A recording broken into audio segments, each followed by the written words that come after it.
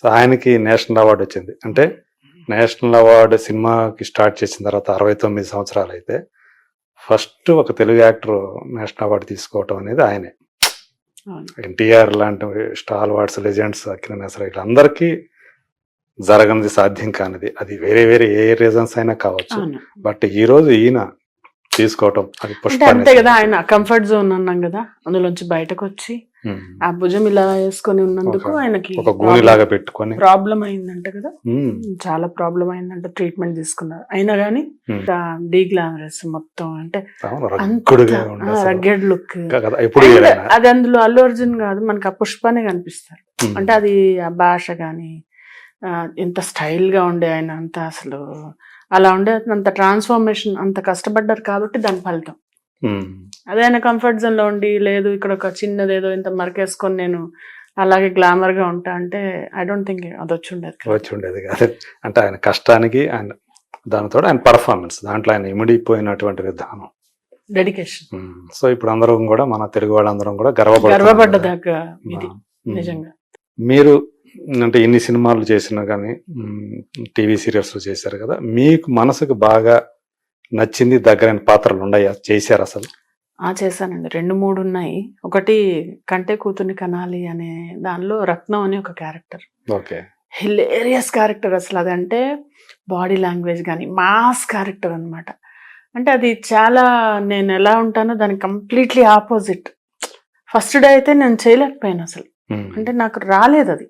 అంటే it's very challenging అనమాట.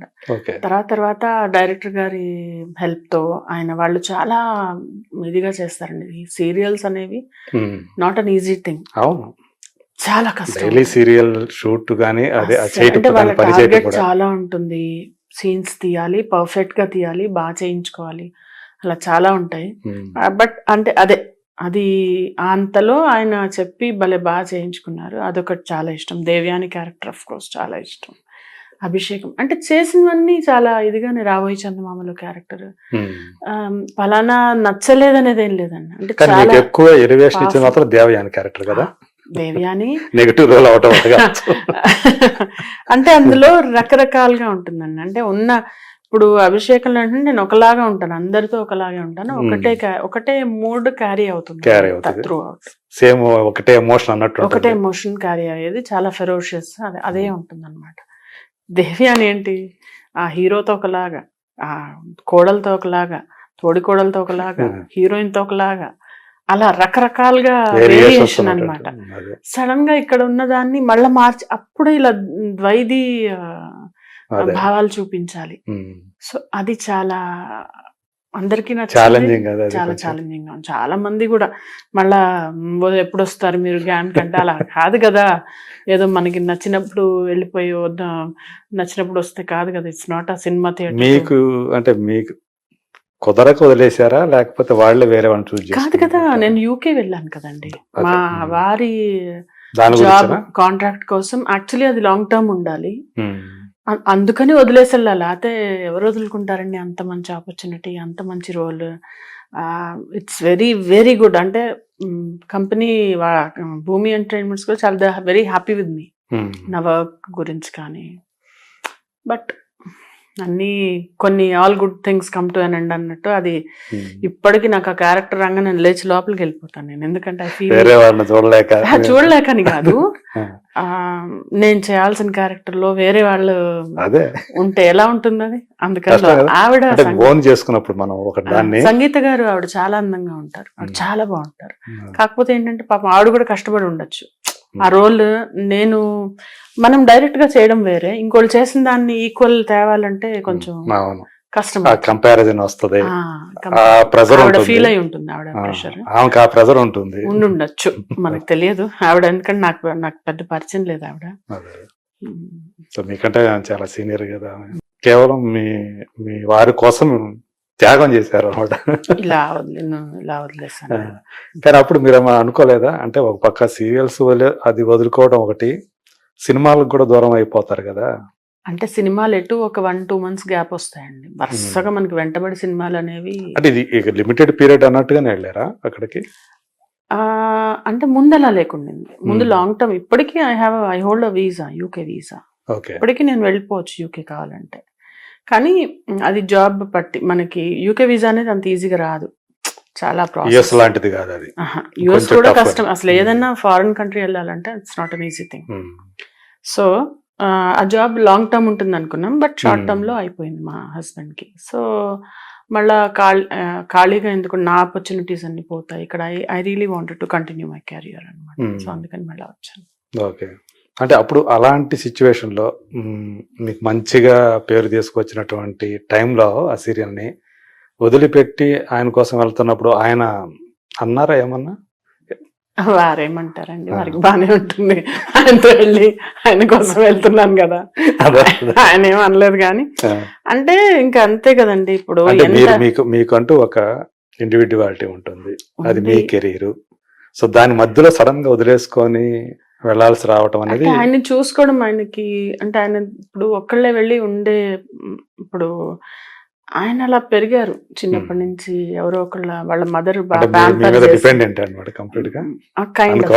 Kind of అంటే తనకి ఉండగలుగుతారు, కానీ ఎవరైనా సపోర్ట్ కంపల్సరీ కావాలి. అంటే జాబ్ చేసుకుంటూ ఉంటే, ఆయన చదువుకుంటూ ఉంటే అలా పక్క నుంచి మేము ఫుడ్ ఇచ్చేసి ప్లేట్ చేతిలో ఇచ్చి చేతులు తీయడం, అలా ఆయనకు అది అలవాటు అయిపోయింది అనమాట. మీది లవ్ మ్యారేజ్ అంటే తెలుసు అలా. అంటే ఇద్దరు ఫ్యామిలీస్ కాదు, ఆయన మా నాన్నగారు మా ఇంటికి వచ్చి చెస్ ఆడుకునేవాళ్ళు, అలా తెలుసు అనమాట. అలా అనుకోకుండా అలా మ్యారేజ్ అయింది. అప్పుడు ఏ వయసులో అయింది మీకు? నాకు 17 ఏళ్ళకి అయిందండి. చిన్న ఇంత పిల్లని బాల్య వివాహం అయితే, బాల్య వివాహం కాదు. సో మీకు ఇంకా పూర్తి దాని మీద పెళ్లి మీద అవగాహన రాని టైంలో జరిగిపోయింది. అసలు పోన్లేండి, మంచిది. కొన్ని విషయాలు అలా లేకపోతే నేను అసలు పెళ్ళే చేసుకోకుండా హాయిగా ఉండేదాన్ని. పెళ్లి అలా అంత. పెళ్లి అంటే మీరు ఎక్కువగానే చదువుకున్నారు కదా? నేను పెళ్లి అయిన తర్వాత చదువుకున్నాను, ఎంకామ్ ఎంబీఏ ఇచ్చారండి. ఎంబీఏ. సో మీరు వెల్ ఎడ్యుకేటెడ్, అంటే ఇప్పుడు టర్మ్స్ లో చెప్పాలంటే చాలా మంది ఆర్టిస్టుల కంటే హైలీ ఎడ్యుకేటెడ్ అనే చెప్పుకోవాలి. అందుకంటే ఇష్టం, చదువుకోవడం అంటే ఇష్టం. ఇప్పటికి తర్వాత కూడా సర్టిఫికేషన్స్ చేశాను. అది కంటిన్యూస్ అండి, లెర్నింగ్ అనేది కంటిన్యూస్. కాబట్టే మనం ఇలా, లేకపోతే గాసిప్ చెప్పుకోవడము, వాళ్ళ మీద మాట్లాడడం, వీళ్ళ అంటే ఒకలాగా ఐడియల్ గా మనని మనం మేనేజ్ చేసుకోవడమే లైఫ్ అండి. ఇంకోళ్ళని మేనేజ్ చేయక్కర్లే. మనం మేనేజ్ చేసుకుంటూ పోవడమే లైఫ్. సో అది నేను అర్థం చేసుకున్న తర్వాత చాలా ఈజీగా ఉంటుంది అందరికి. సో మీరు పెళ్ళైన తర్వాత కూడా చదువుకోవడానికి తగ్గట్టుగా మీ పరిస్థితులు అయితే బాగానే ఉన్నాయి. కొన్ని చోట్ల అసలు కుదరదు కదా మనకి. అంటే నేను విననుగా, అంతేనా? మనం తగ్గేదే లే. పుష్పేనా? లేడీ పుష్ప అన్నమాట. అంతే. అంత కాకపోయినా అంటే కన్విన్స్ చేసుకుంటాను నేను ఏదన్నా. నేను ఒకవేళ లేదు నో అనేది చాలా తక్కువ తీసుకుంటాను. ఇంకా మరీ మనకు వల్ల కాదంటే సరే అని చెప్పి వెళ్ళిపోతా, కానీ ట్రై చేస్తాను. మీ ఇంట్లో మీకు బాగా వాల్యూ ఇచ్చేవాళ్ళు, మీకు బాగా గౌరవం ఇచ్చేవాళ్ళు ఎవరు? అందరూ. నా పిల్లలు, మా ఆయన. ఇద్దరేగా పిల్లలు? ఇద్దరు అబ్బాయిలు. ఎవరన్నా మాధవి అంటే నేను ఉంటే ఒక లెక్క, లేకపోతే ఇంకో లెక్క, అలా ఉంటుంది. నేను ఉన్నానంటే మొత్తం అందరూ అమ్మయ్య ఇంకా లైక్ థింగ్స్ ఫాస్ట్ గా అవుతాయి. లేకుంటే వాళ్ళ కాన్ఫిడెన్స్ నా మీద, మా అక్క, మా మదర్, మా అన్నయ్య, చాలా ఫ్యామిలీ తోటి మంచి అటాచ్మెంట్, చాలా ఎక్కువ అటాచ్మెంట్. ఇప్పుడు మీరు ఇందాక చూసాము అమ్మతో మీరు మాట్లాడేదా, అమ్మతో కూడా మీరు అలాగే చాలా ఫ్రెండ్లీగా ఉంటా. అమ్మని రకరకాలుగా ఏడిపిస్తూ ఉంటా. నాన్నగారు 98 లో పోయారండి, చనిపోయారు క్యాన్సర్ వల్ల. సో ఆవిడ ఒంటరిగా ఫీల్ కాకుండా చాలా, మా అక్క గాని మేము ముగ్గురం చాలా బాగా చూసుకుంటాం. 1998 అదే. సో అప్పటి నుంచి ఆవిడ చాలా చిన్నప్పుడు అంటే అప్పుడు చిన్నగా ఉన్నప్పుడు పోయారు కాబట్టి 25 years అయిపోయింది ఇప్పుడు. అది అమ్మకి అప్పుడు జస్ట్ 40 అంతే. సో మేమేంటంటే చాలా ఇదిగా ఉంటాం తన్ని. ఇప్పుడు మా అక్క నేను ఇక్కడే ఉంటాం కదా హైదరాబాద్ లో, నా దగ్గర రా అంటే నా దగ్గర రా అని చెప్పి కొట్టుకుంటూ ఉంటాం. మా అమ్మ అంటుంది ఫోన్ లేవే, నీ దగ్గర ఉంచుకో అని కొట్టుకోకుండా నా దగ్గర అని చెప్పి లేదా నువ్వు తీసుకో అని అనుకోవట్లేదని అంటుంది మా అమ్మ. మొత్తం పిల్లలు? ముగ్గురం అండి, అన్నయ్య, నేను, అక్క. మీరే చిన్నవాళ్ళు? నేను చిన్న. కొంచెం గారాబం ఎక్కువ ఉంటుంది చిన్న ఆహా కొంచెమా ఎక్కువగానే. చాలా. ఈవెన్ మీ బ్రదర్ మీ అక్క కూడా గారాబం చేసి ఉంటారు ఆ, వాళ్ళు కూడా. అంటే మా అన్నయ్య మా బాబాయ్లు 5 బాబాయ్లు నాకు. అవునా? ఒక ఆయన చనిపోయారు. అక్కడ కూడా నాన్నగారు పెద్ద ఆయన. నాన్న పెద్ద. ఓకే. నాన్న పెద్ద. మొత్తం 6 అన్నమాట వాళ్ళు.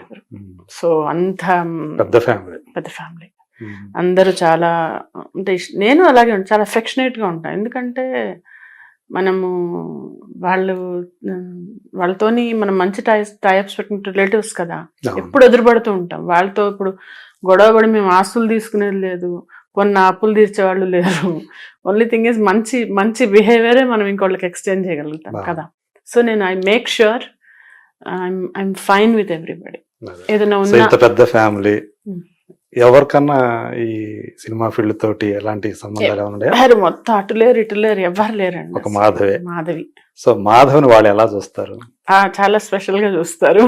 చాలా అంటే అదే చెప్పాను కదా, మా పిన్ని సైడ్ వాళ్ళు కూడా వాళ్ళు బాగా ఎడ్యుకేటెడ్. మా అమ్మ సైడ్ వాళ్ళందరూ, మా తాతగారు ఆర్మీలో రిటైర్ అయిన మనిషి. ఇలా డిసిప్లిన్ గాని, అమ్మ ఒక కళ్ళు అసలు చాలా ఏబుల్ అని, అందరూ చాలా educated doctors, well read people అన్నమాట. మా అమ్మమ్మ గారు రచయిత్రి. ఆవిడ కావ్యాలు రాసి, అంటే షీఈ్ ఆల్సో, ఆవిడకి అప్పుడే చాలా సభలు. ఈ పేరు దర్భా భాస్కరమ్మ. దర్భా భాస్కరమ్మ ఆవిడ రామాయణం రాశారు, మళ్ళా కావ్యాలు ఏవో రాశారు, ఛందస్సుతో పద్యాలు రాసేవాళ్ళు. ఆవిడన్నీ చాలా కవి సమ్మేళనాలు అవుతుండే. కవయిత్రి. ఆవిడ కవయిత్రి తిలక, ఇంకేవో బిరుదులు కూడా ఇచ్చారు అలా అనమాట. అదే మళ్ళా మా మదర్ కూడా రాస్తారు. మదర్ కూడా రైటర్, దర్భారమణి, దర్భా వెంకటరమణి. ఫేస్బుక్ లో తను చాలా ఏదో చైన్ స్టోరీస్ ఉంటాయి కదా, అవి రాశారు. అలా చాలా ఎడ్యుకేటెడ్ అమ్మ సైడ్. చాలా గ్రూప్ ఉండే సాహిత్యానికి సంబంధించి, కవిత్వానికి సంబంధించి ఫేస్బుక్ లో చాలా గ్రూప్స్ ఉన్నాయి. ఆ గ్రూప్స్ లో తన మెంబర్, 2-3 గ్రూప్స్ లో మెంబర్. నవ్యాలో చాలా పబ్లిష్ అయ్యాయి తనవి అన్నమాట. ఓకే. నవ్య వీక్లీలో. నవ్య వీక్లీ ఇప్పుడు లేదు, అదే ఆంధ్రజ్యోతి వాళ్ళది. ఆంధ్రజ్యోతి వాళ్ళది. కొన్నాళ్ళు అది సీరియల్ గా కొన్ని వచ్చాయి, కొన్ని సీరియల్స్ వచ్చాయి అమ్మవి. స్టోరీస్ 100 పైన స్టోరీస్ రాసింది తను. ఓకే. అలా అంటే అప్పుడు శ్రీరమణ గారు ఎడిటర్ గా ఉండేవాళ్ళు దానికి.